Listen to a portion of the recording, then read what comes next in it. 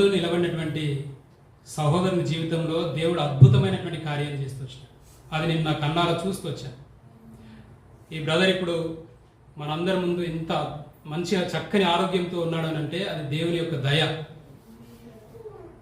పోయిన సంవత్సరము 2 కిడ్నీలు పాడైపోయి 2 కిడ్నీలు ఫెయిల్ అయిపోతూ వచ్చినాయి. ఆయనను చూడడానికి ఎట్లుండేయాలంటే ఓన్లీ ఆ ఎముకలు మాత్రమే ఉండే బాడీ మీద.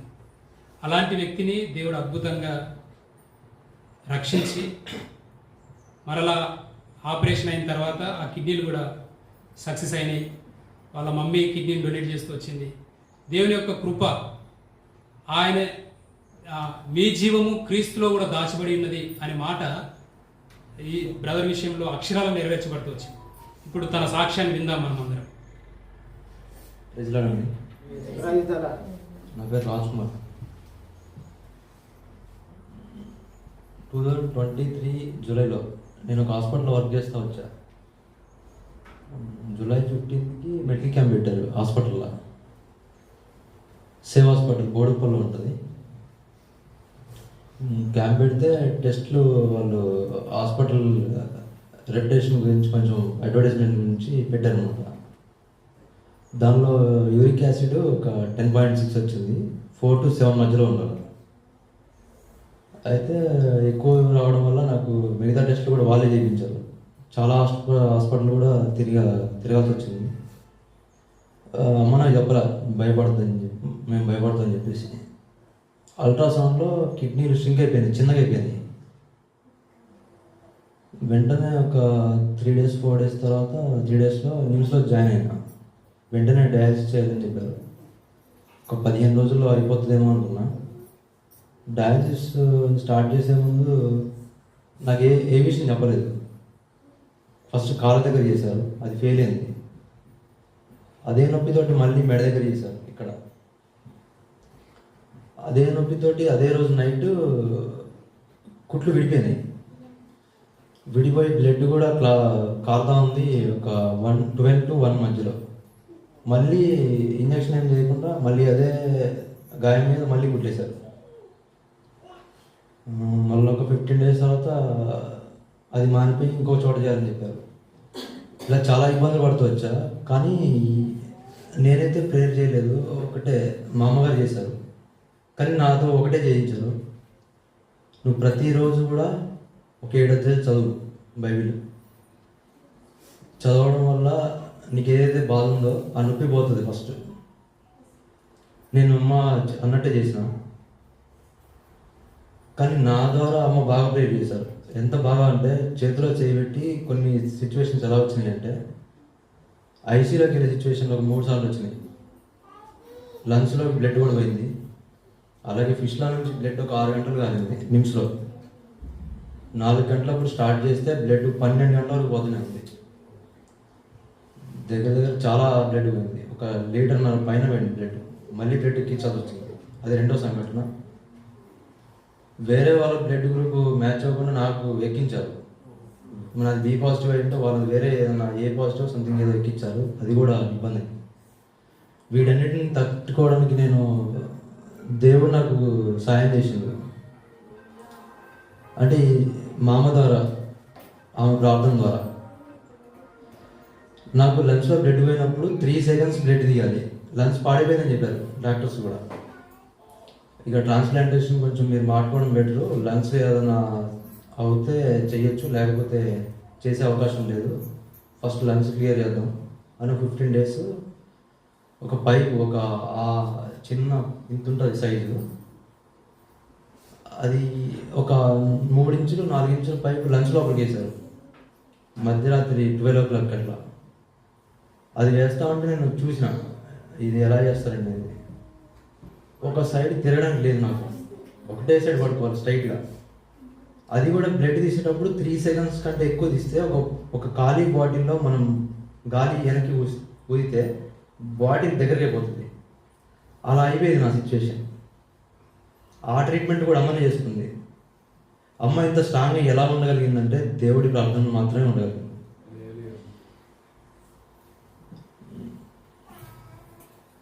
ఆ సిచ్యువేషన్ మా అమ్మగారు తప్పితే ఇంకెవరు ఫేస్ చేయలేరు అని అంటే చేయొచ్చు. కానీ దేవుడి వాక్యం ద్వారా ప్రార్థన చేసుకోవడం వల్లనే వీలైంది. నేను గొప్ప వ్యక్తిని కాదు, కానీ ఆయన దేవుడి ద్వారానే నేను సేవ చేయబడ్డా, బతికించబడ్డా. అలా 3 సార్లు జరిగింది. 3 సార్లు కూడా మా అమ్మగారి ప్రార్థన ద్వారానే అయింది. ట్రాన్స్ప్లాంట్ అయ్యే ముందు కూడా నేను early morning Yashoda hospital hitech city జరిగింది. వెళ్ళే ముందు నార్మల్గా నాకు ఎప్పుడు కూడా డయాలసిస్ అవుతున్నప్పుడు 160 ఉంటుంది బీపీ, కానీ ఆ రోజు 120/80 ఉంది.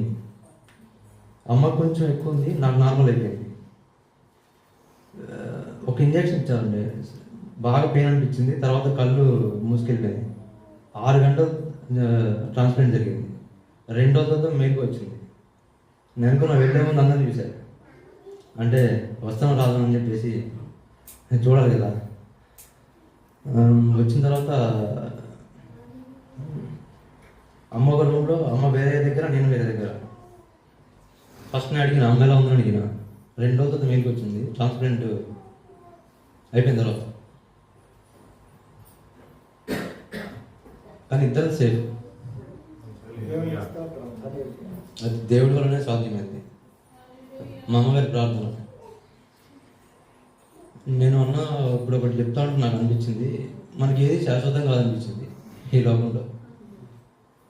ఎందుకంటే ఏదైనా మనం ఇప్పుడు అన్నాను భోజన పదార్థాలు తినడం గురించి, అంటే మనం బతకడం కోసమే తింటాం, తినడం కోసం బ్రతకడం కాదనిపించింది ఒకటి.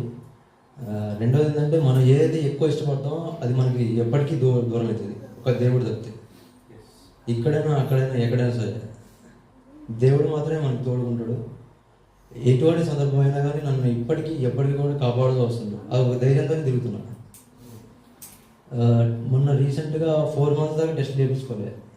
మొన్ననే టెస్ట్కి వెళ్ళి యశోద హాస్పిటల్కి. నా తర్వాత చాలామంది టెస్ట్ చేయించుకున్నారు. వాళ్ళ రిపోర్ట్స్ నా రిపోర్ట్స్ కంపేర్ చేస్తే మా విజయవర్మ సార్ నాకు ట్రాన్స్ప్లాంట్ చేసిన వ్యక్తి, ఆయన షాక్ అయ్యాడు. అందరి రిపోర్ట్స్తో వాళ్ళు పోలిస్తే నా రిపోర్ట్స్ చాలా మంచిగా ఉంది. నేను ఎప్పుడు కూడా ఒకటే రిపోర్ట్ చేపిస్తా వచ్చా. మిగతా రిపోర్ట్స్ ఏంటంటే ఆయన సరే అవసరం లేదు చేయించాలి సార్ అంటే అవసరం లేదు, నీకు ఈ రిపోర్ట్ మంచిగా ఉందంటే నీకు ఏ రిపోర్ట్ సంబంధం లేదు, అవసరం లేదు, ఇంత యాక్టివ్గా ఉన్నావు స్ట్రెస్ తీసుకోకని చెప్పారు. నాకేం కాదు అసలు, నాకు దేవుడు అని చెప్పాను. ఆయన ఏ విధంగా అర్థం చేసుకున్నా కానీ ఒకటి మాత్రం క్లారిటీ వచ్చింది. నేను ట్రాన్స్ప్లాంట్ అయిన తర్వాత కూడా ఒక 10 days ఉన్న హాస్పిటల్లో. 10 days కూడా ఎప్పుడు నా పక్కన బైబిల్ ఉండేది. మా అమ్మ అయిపోయిన మాట నాకు గుర్తుండి బైబిల్ చదువుతా వచ్చేటప్పుడు. ఎవరేమనుకున్నా నాకు సంబంధం లేదు, ఎందుకంటే మా అమ్మ మాట మాత్రమే గుర్తుపెట్టుకున్నా, దేవుని మనసులో పెట్టుకున్నా, అలాగే సేఫ్ అయ్యాను. నెక్స్ట్ నేను బ్రతుకుతూ వచ్చినా ఎలా వచ్చినా కానీ దేవుడు నాకు అండగా ఉండడనే ఒక ధైర్యం ఉంది. ఇది మాత్రం నేను ఎప్పటికీ మర్చిపోలేను. మన జీవితంలో ఏది శాశ్వతం కాదు అనేది ఇప్పుడు నాకు అర్థమైంది. ఇన్ని రోజులు నా ఇష్టం వచ్చినట్టు నేను ఉండొచ్చు, ఇంకేంది నేను ట్రాన్స్ప్లాంట్ చేసింది ఏదైనా ఉండొచ్చు, జస్ట్ నేను ఫుడ్ విషయంలో జాగ్రత్త కూడా సరిపోతుంది అనుకున్నా. అన్న కొంచెం ఇది చెప్పడం వల్ల మనం బతకడం కోసమే తినాలి తప్పితే తినడం కోసం బతకడం కాదు. ఏ పనైనా సరే అది మనం చేస్తూ పోవాలి, కానీ అదే మనకి అదొక ఆధారం వరకే, జీవించడం వరకే, మనల్ని పోషించడం మనకు అవసరం కొద్ది, ఒక అవసరం మాత్రమే, అంతేగాని అదే మన జీవితం కాదు అనేది ఈరోజు తెలుసుకుంటూ వచ్చిన ఈ సాక్ష్యాన్ని దేవుడు దీవించింది. ఇక్కడ ఒక విషయాన్ని గమనించండి. ఒక తల్లి ప్రార్థన కుమారుని జీవితాన్ని రక్షణలోకి నడిపించింది, మంచి ఆరోగ్యాన్ని ఇచ్చింది. కాబట్టి తల్లిగా తండ్రిగా మనం నిర్లక్ష్యంగా ఉండొద్దు. పిల్లల విషయంలో మనం ప్రతి క్షణం ప్రార్థన చేయాలి, కన్నీటితో ప్రార్థన చేయాలి. ప్రభా నా కుటుంబాన్ని, నా పిల్లల్ని నువ్వు రక్షించు, కాపాడు అని ప్రార్థన చేయాలి.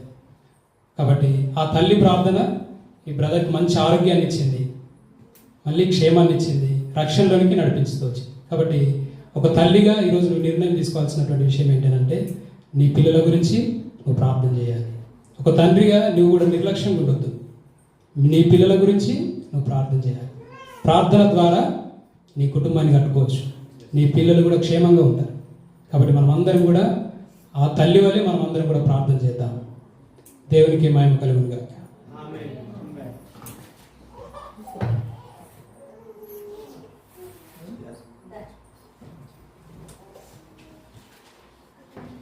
సహోదరుడు మన రాజ్ కుమార్ గారు చక్కని యొక్క సాక్ష్యం విని ఉన్నారు.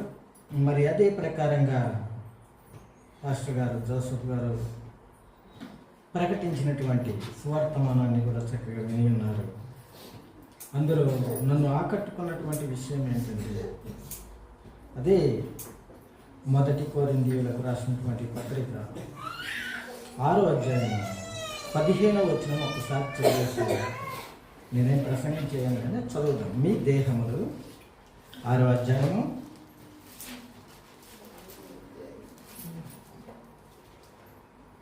15వ వచనం. మీ దేహములు క్రీస్తునకు అవయవములై ఉన్నవని క్రీస్తునకు అవయవములై ఉన్నవి అని మీరు ఎరుగరా. నేను క్రీస్తు యొక్క అవయవములను తీసుకొని వేశ్య యొక్క అవయవములుగా చేయుదునా అదెంత మాత్రం తగదు. చాలండి. మరి అయ్యగారు చక్కని వాక్యం ఏంటంటే చివరిలో ఒక చిన్న సాక్ష్యం మాట చెప్పినాడు. వయసులో ఉన్నటువంటి సమయంలో మరి భర్త చనిపోవడం అంటే మన యొక్క దేహములు ఏమిటి అంట, దేహములు అని రాయబడ్డాయి. మీ దేహములు క్రీస్తునకు అవయవములై ఉన్నాయి. కాబట్టి మన అవయవాలను ఎలా కాపాడుకోవాలా అనే దాని గురించి చక్కని యొక్క మాటను మీకు గుర్తు చేద్దామని, అంతే తప్ప వేరే ఏం కాదు. దేవుడు తన పరిశుద్ధ వాక్యమును దీవించిన గాక. మనం ప్రభు రాత్రికి భోజనానికి సిద్ధపడదాం. నేను మీకు అప్పగించిన దానిని ప్రభు వలన పొందితిని. ప్రభు అయిన యేసు తాను అప్పగింపబడిన రాత్రి యొక్క రొట్టెని ఎత్తుకొని కృతజ్ఞతాస్తులు చెల్లించి దాన్ని విరిచి, ఇది మీ కొరకైన నా శరీరము, నన్ను జ్ఞాపకము చేసుకున్నట్టుగా దీనిని చేయడం చెప్పిన ఆ ప్రకారం మనం కూడా చేద్దాం. మరి ఆ రొట్టె కొరకు మన మధ్యలో ఉన్నటువంటి అజయ్ కుమార్ ప్రార్థన చేస్తారు. ఆ ప్రార్థన మనం వీటిలో